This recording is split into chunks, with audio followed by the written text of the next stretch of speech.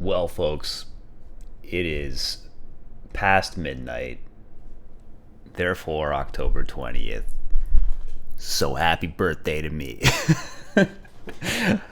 Technically, this video is going to be titled as October 19th, since it's supposed to refer to the duration of what happened on that day, but it's October 20th, technically. So I'm going to wish myself a happy birthday tonight, and I'm going to do it in tomorrow's video too, so that it makes sense for the record. I'm feeling good. Feeling back to my old self. I don't even have anything to say this time, man. I don't know. I don't know what to tell you. Just another one of these highs of, I was thinking to myself, like, is what's happening with me over the past, pretty much since I started making these videos in particular, actually.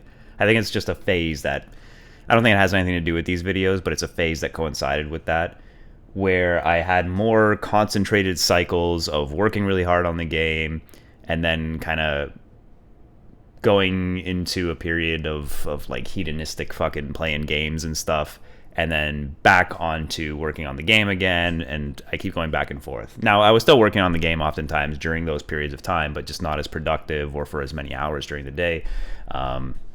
And to some degree, during those periods of time, felt bad about myself or whatever. But I was thinking to myself, is this the result of just working so hard and for so long on this and then burning myself out, and then I indulge in that other side for a while and then come back to this? And I was thinking, I don't think that's what it is, because even when I'm being really productive and I'm feeling good, oftentimes on those days, I would still give myself time to relax. It's not like I was literally wake up, work all day, go to bed. I mean, that's 90% of my day. But I would still always, at the end of the night, make time to chill out, sit down, watch a movie before I go to bed, read a book, whatever. So I don't think that explanation makes sense. And anytime I try to do the moderation thing, it goes okay for a little bit, but I usually end up falling prey to just going all out again on whatever, playing too many games or whatever the case might be. And more than anything, the most important thing is I never feel burned out. I'm never exhausted from working on my game or for working for 10 hours plus a day or anything like that. And in fact, when I have that down pat and I'm at my best, that's when I feel the best about myself. That's where I feel the most hopeful about the future and everything, and good about myself and going out and doing stuff. So I really think this is just an unfortunate side effect of maybe this was how I dealt with problems in the past, and it's so ingrained in me mentally that the second I buckle to any kind of pressure, if I give in to that temptation, I immediately go into like a doubling down of it. And I think that's just a part of how my mind works. I think this runs in my family, to be honest, of just as soon as I start working on something, or not even working on something, but just I get into any kind of mode. And I've talked about this a little bit before, whether it's sitting down to watch TV or to work on something or anything at all, I'm like 100% sucked into that thing. And it takes a lot of mental effort to pull myself out of it. So for the probably millionth time, I think it's just a case of having to learn to stick consistently with, I'm not going to stick to like a strict schedule anymore. I think that's one thing that can fuck me up a little bit, is I have a tendency to, like, if one little thing goes off, I'm like, fuck it. And I do whatever. I'm going to be more loose with things from now on and less harsh on myself about that. But otherwise, try to maintain that mental effort and realize that that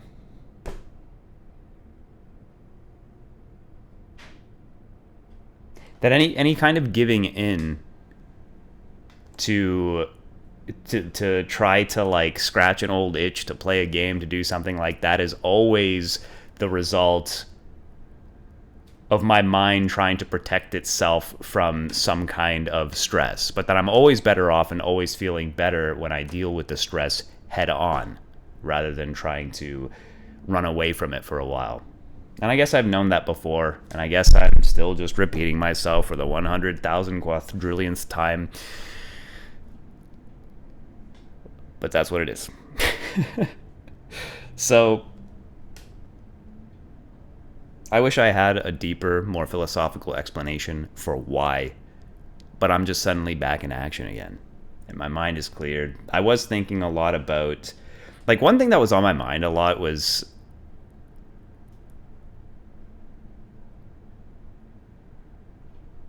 dude, I almost don't even want to say anything anymore. I don't want to say anything anymore because it really is just, when I finish making this video series, man, I gotta go through the videos and see how many clips I can get of me repeating myself mentally and the things that I'm thinking about. And it's a reflection of, or like the struggles I'm going through, because it's a reflection of how my mind works internally too. Just all the time. I guess it's like ruminating, just constantly going over the same thoughts 1,000,001 times. Oftentimes for no reason, and just coming to the exact same conclusion every time. Well, anyway, there was two things mainly that were on my mind. Okay, a few different things. First, I was thinking about my conversion not too long ago to a deterministic worldview. That is, thinking that there isn't really free will in the literal sense in the world, and that the universe likely has some kind of end point or a destiny that it's destined for as a result of the laws of physics and perhaps other laws that we know not much of. But something hit me today about, is there something about that that's made me kind of depressed recently or sadder about things and made me lose motivation or something? I don't know why this thought occurred to me, because I don't consciously think that that's the case. But for whatever reason, this popped into my head today, and I found myself just not being able to let go of this idea, though, that subjectively I need to, it's like it suddenly occurred to me that I just need to believe in my ability to do whatever it is I want to do, that I have to believe in that, and I have to focus on it if I want to make the most of my life. So it occurred to me that perhaps there's a kind of paradoxical belief that I have to hold on to here, where it depends on your frame of reference. That subjectively, from my point of view, I have free will because I have the inescapable subjective experience of making choices, and that I can choose to do things. I have different possibilities, opportunities, options available to me, and I can imagine the different possible outcomes, the different choices I could theoretically make, and therefore I make a decision. And even if from the outside perspective, and this is the frame of reference part, is somebody else from the outside may very well see me as determined, as in they only see the fact that my brain works a certain way, and then as a result of, obviously no one literally looks at my brain, but if they could somehow hypothetically see like every interaction happening in my brain, because of that they could predict every single thing I'm going to do. So externally, from someone else's point of view, I don't have free will, but from their point of view, they do, though, because they also have the subjective experience. But from the frame of reference of my point of view, no one else has free will, and the rest of the universe doesn't, and it's all deterministic. But I do. Okay? I alone am the only real one here. Obviously, not literally believing that, but you see what I mean? There's a paradoxical belief that I think you have to hold, where it depends on the frame of reference, and that both things can be true at the same time. Neither of these points of view is wrong. It just depends on the point of view. And I was thinking about analogies with physics, like with frames of reference in physics, how you can have, technically, there's no such thing as like objective speed. And objective speed is dependent on the frame of reference, right? So it can, from one point of view, have 0 miles per hour, and another point of view, 30 miles per hour. Both of these can be true at the same time, even though technically they contradict each other from both perspectives saying two different things about it, and yet they're both true. It just depends on your point of view. So, in a somewhat similar, contradictory, and yet true fashion about reality, I think, is that the subjective experience shows you have the experience of making choices, and you yourself are the thought process that's happening in your brain, which from someone else's point of view is the deterministic act of your brain following the laws of physics to make a decision. I think fundamentally it's kind of impossible to hold these two points of view in your head at the same time in a way that makes logical sense, but even though it warps your mind the way that certain frames of reference things in physics can, it nonetheless, I think, is true about reality. I mean, there's no way around it. Everything we know everything we know about the laws of science and physics and how things work would suggest a deterministic universe, I think, except for maybe possible exceptions due to quantum physics, but I don't really know if I don't think that it works that way anyway. And that's a little bit more of a complicated topic, but everything works in that way as far as we can tell, and yet at the same time, also as far as you can tell, you do have the ability to make choices. You experience that, and you can't step outside of your own decision-making process. You're a part of it, so you have to immerse yourself in it completely and treat it as reality. And I mean, quite frankly, in every way that it is reality, since everything else that you know about the universe stems from your subjective experience, including the stuff that is apparently objective. Hopefully I made some sense in saying that, even though it's an absurd and paradoxical idea. I don't know in practice what difference this makes, but something occurred to me today that made me realize that I just had to accept that reality and embrace it if I am to be able to push myself to the maximum potential, or to fulfill the maximum of my potential. Okay, other thing that occurred to me. I was thinking about the nature of games. Oh, actually, before I get to that, I was going for a walk outside, and I saw a poster, let me not forget, for an upcoming Streetlight Manifesto concert. Streetlight Manifesto is probably my all-time favorite band, and one of the first bands I saw live when I moved to Montreal, and it was really, really awesome. I hadn't seen them since high school, so that was a sick concert. So I'm going to make sure, the second I saw that poster when I was walking around today, I was like, oh yeah, I'm going to that 100%. But I was curious because it said like it had some title, and it was like a certain tour, so that's why I was wondering. The Place Behind the Stars, that's what I saw. It said the Place Behind the Stars tour, so I hadn't heard of that, so I'm wondering, did they release a new album? Oh shit, I also didn't, apparently their trumpet player died in 2023, I didn't know that.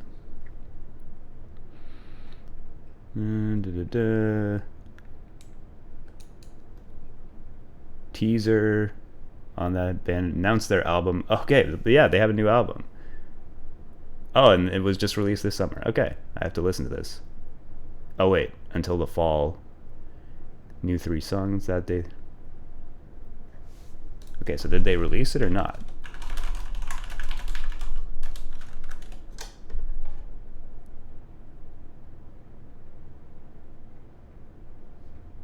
Okay, they released 3 singles. Okay, but did it release the whole album yet, or just those 3 singles?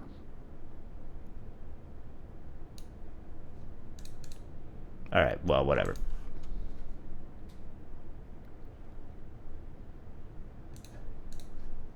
No, actually, I'm really curious. What the hell? Did it leave?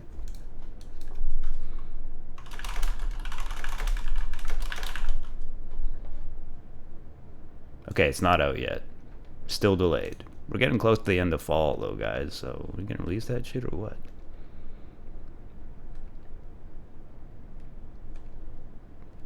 The album could not be finished in time to meet their quality standards. Well, you know what?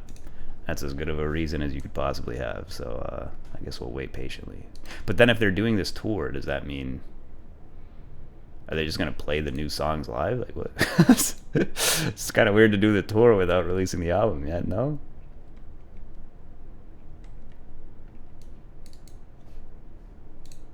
And they started touring... They started touring even before the summertime. So I guess they're just...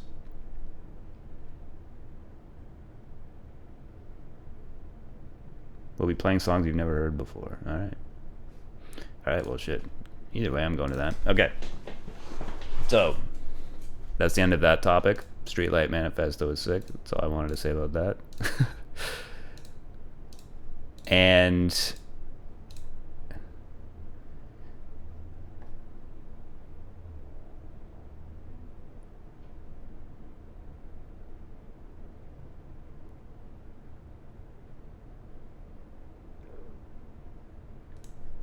Yo, there's this one guy. Okay, a few things about the game I forgot to mention, I think. Number one, I got I'm going to be part of DevGam Award Celebration's main Steam event. So I'm not in. This was a weird one because I think this was one, like an awards show that I got rejected from, but my game was accepted into the Steam event. So it'll be featured on the Steam event page. So that's cool. Kind of weird since I'm otherwise not part of their show, but alright, cool. I won't complain. And I still need to make. I got an email from the Latin America Indie Awards. I need to make a trailer and stuff for that, but that's not until November 2nd. So, yeah. And then there's this dude who just keeps fucking emailing me over and over and over again about some promotional game promoting website. This guy just doesn't take a hint. Whatever. Anyway. The other thing I was thinking about was the nature of games, because that was one thing I think that was getting to me a little bit as well, as I was thinking about why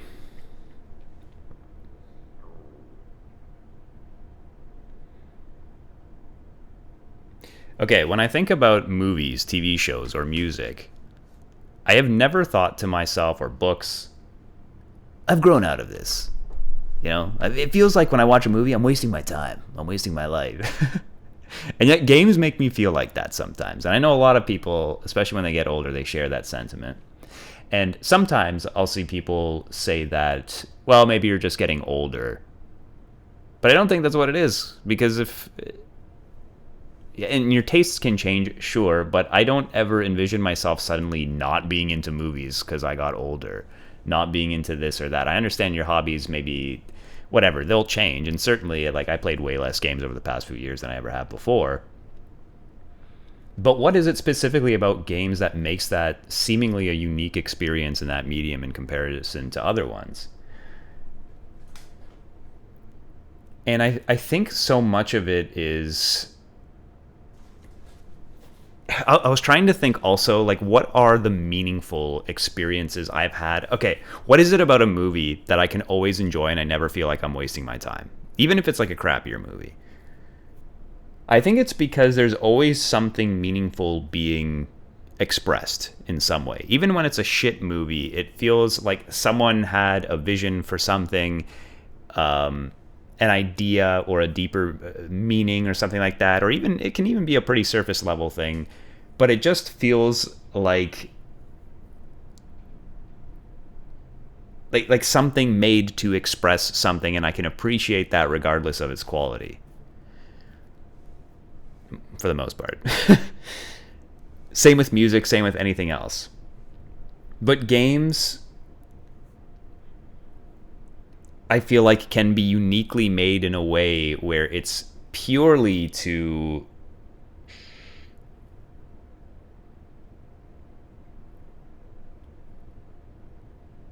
waste your time. Is that the best way of putting it? Like, there's no equivalent. For example, in some games, you're essentially chasing a number, right? Maybe like a high score or just some form of progression. There's no equivalent to that in books or movies or music. It's always about the experience in and of itself and the story being told. I feel like even music in a way is always telling a kind of story. I don't just mean through lyrics, but even through the emotional experience of listening to something that's purely instrumental.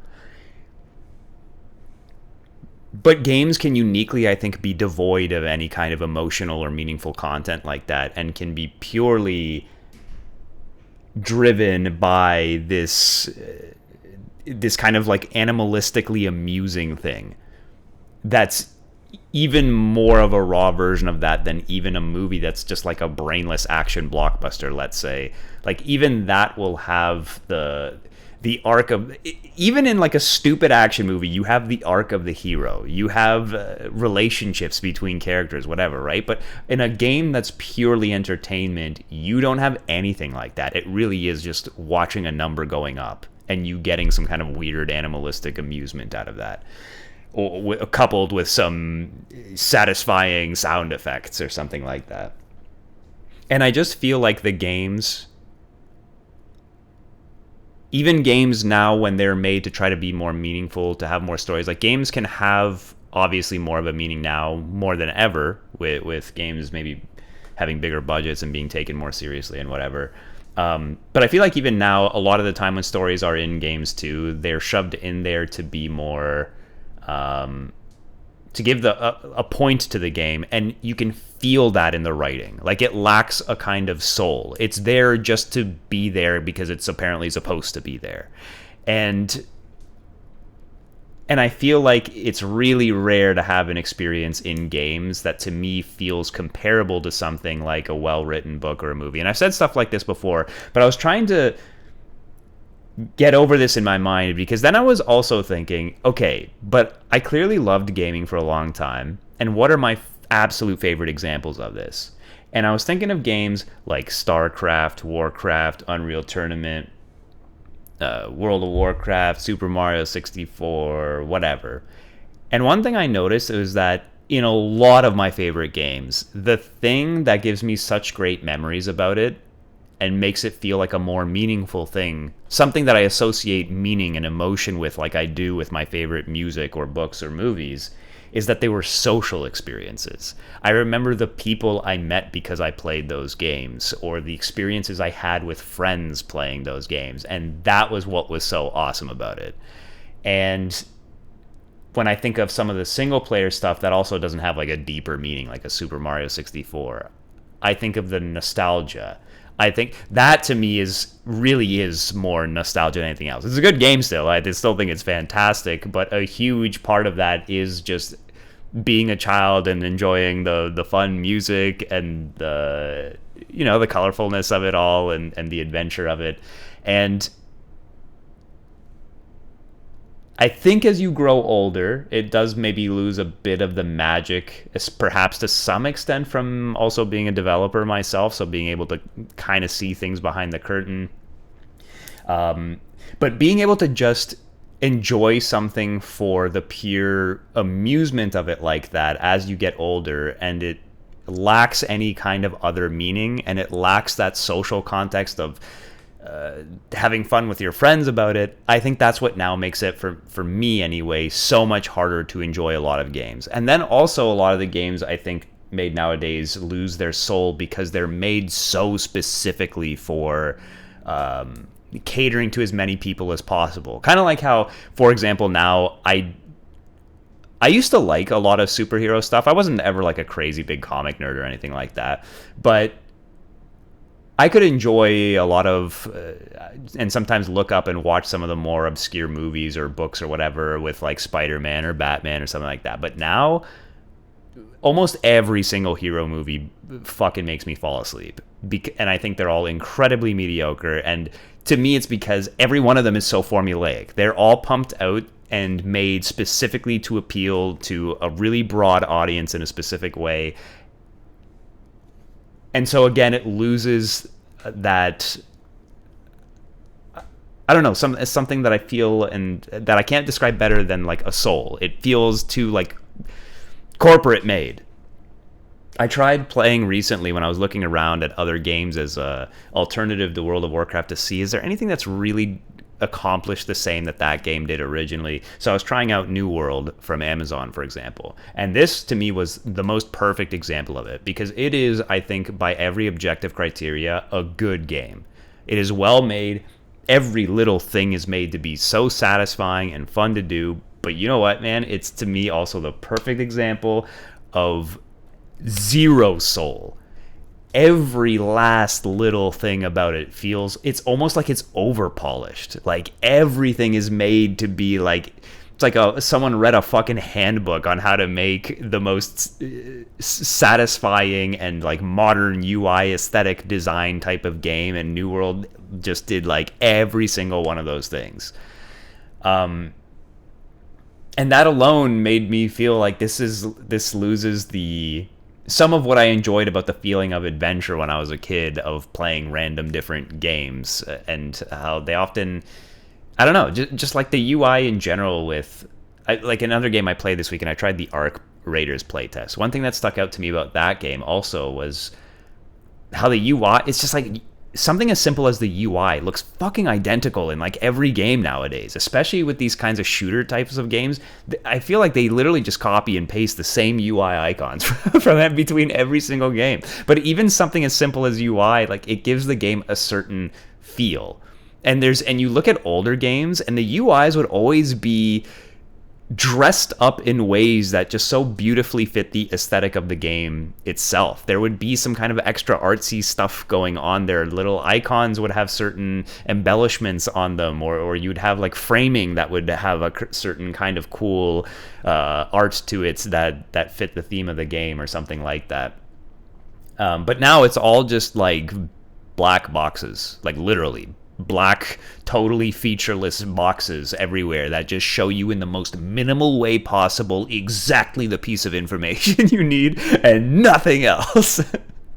And it's just little things like this that just make everything feel so... I don't know. I'm going all over the place here, but I was just trying to identify, like, is it the problem that I'm just getting older? I just don't like games as much. What's the difference exactly between why I I never get bored of almost any other medium and can always enjoy new things there, and I never feel like it's a waste of my life? Like, that was my bigger point, is I can watch even a crappier movie. I never feel like my time is wasted. Like, I would rather be doing something else. Like, oh, imagine the hours I could have spent doing something else right now. It's only games, and especially certain kinds of games, that really make me feel that way. And it's all the games that I think now lack the two things I've mentioned. One, they lack any kind of authentic meaning or something like that that's trying to be expressed by the game. It lacks a soul of some kind, for lack of a better way of putting it. Or it lacks a social element. I think that's the other thing that can make up for a lack of soul, for no other way of putting it.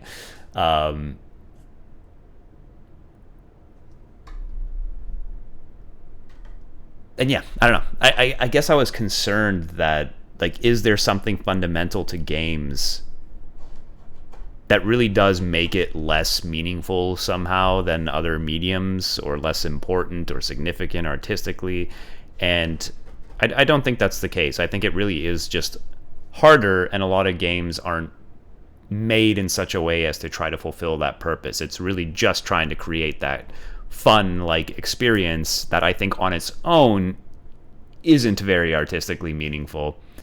And yeah, and that related to the final thing I was thinking about, which was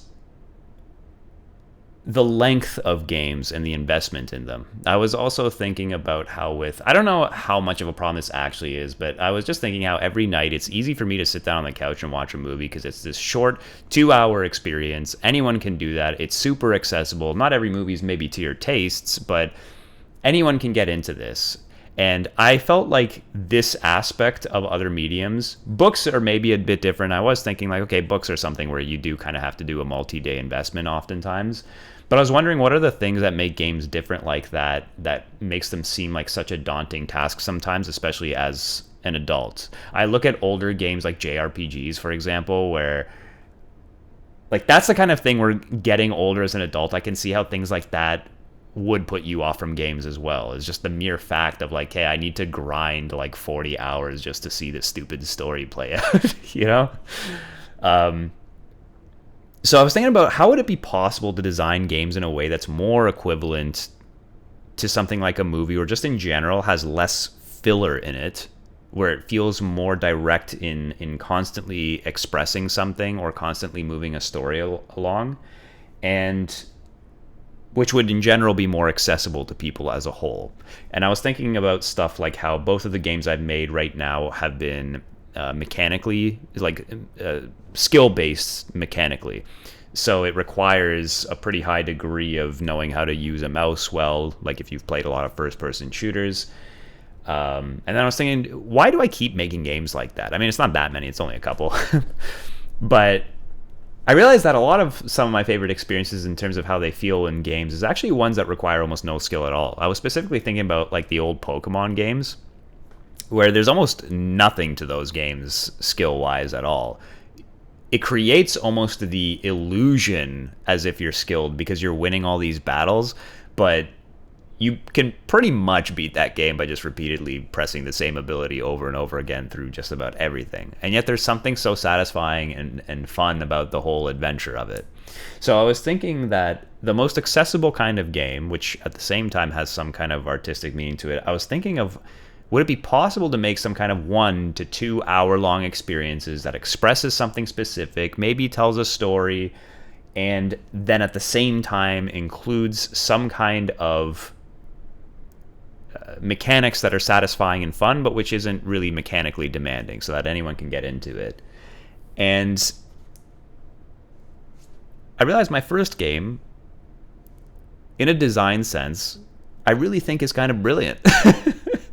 Not to toot my own horn here, but really, I think I actually did that. I realized, like, I pretty much did that with my first game. It expresses artistically a specific idea. It's totally beatable in like half an hour to an hour and a half. And there's no real downtime. There's no stopping things to tell you a story. It has real mechanics in it. Now, the one thing that's different is it is, like I said, skill-based mechanically.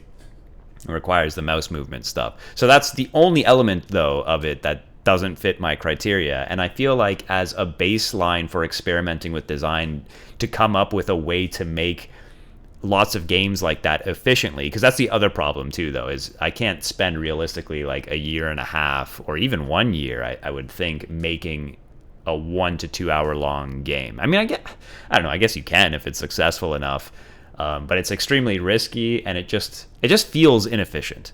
Now, to be fair, that inefficiency, I think a big part of it has to do with my development process so far, because I've been trying to do something like in both of these first two games, for example, trying to do something like totally different and unique every time.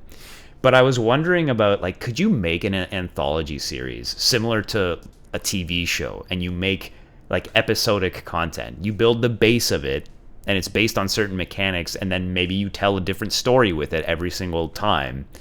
And something like that. I don't know. I just had a lot of different thoughts and ideas about creating an efficient way of making these like really concentrated but really enjoyable and super accessible experiences. And yeah, and just looking back, I was thinking I did a really good job of making something like that and building the foundation of the design of an idea of how that could be done with something like my first game. But now I think I would need to iterate on that a lot to come up with something else. Of course, that will have to wait. Six Samurai must come first. But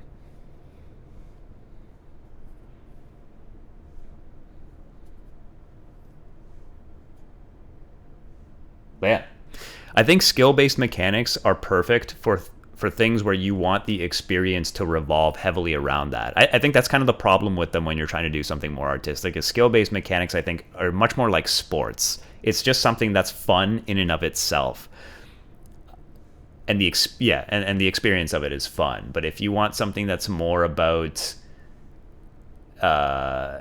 getting communicating something that's like meaningful across, I think that requires something that's really not skill based at all, but perhaps creates just something that's like the illusion of skill, so that you can progress through whatever it is.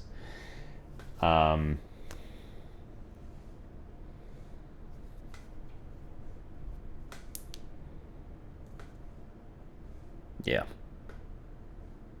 Well, I think that's pretty much it.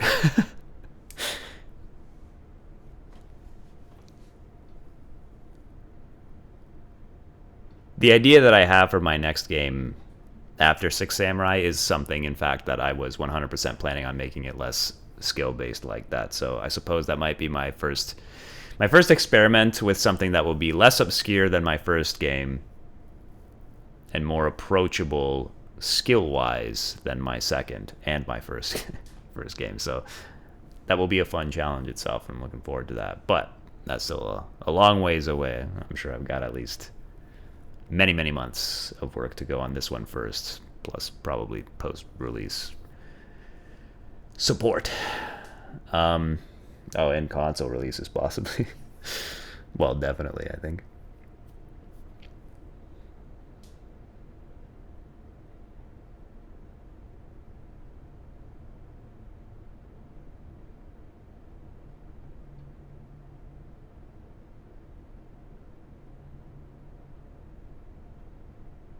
Yeah, well, anyway.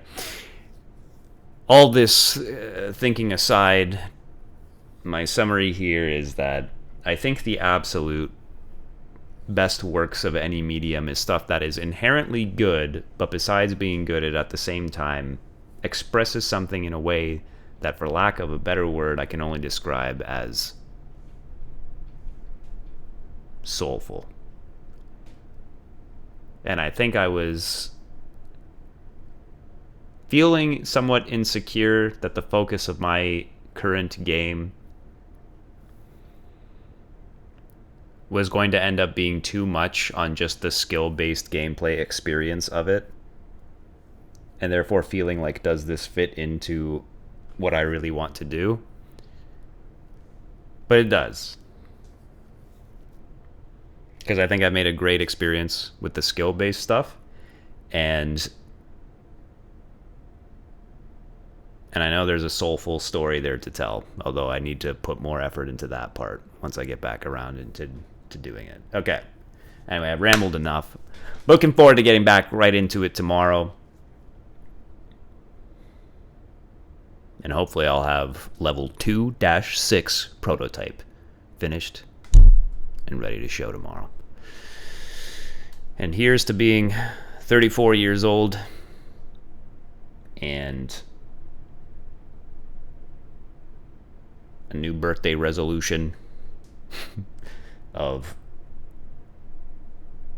a looser, less routine-obsessed lifestyle, but with a similar, perhaps greater, perhaps the greatest focus on accomplishing what it is that I have set out to accomplish. Thank you for listening. Godspeed.